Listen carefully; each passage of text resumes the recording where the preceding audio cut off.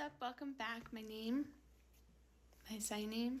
Today we are learning if all deaf people, go to deaf schools or like where they, learn.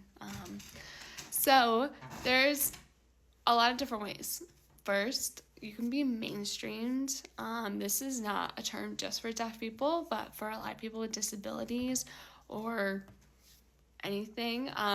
Instead of going to a specialized school, they go to a public school, public institution, or just a school with people who don't have disabilities or whose disabilities don't need as much help. And they go and they try to interact and communicate with their peers, or they can go to a specialized school like the School for the Deaf in their location, or they can just go to a private school.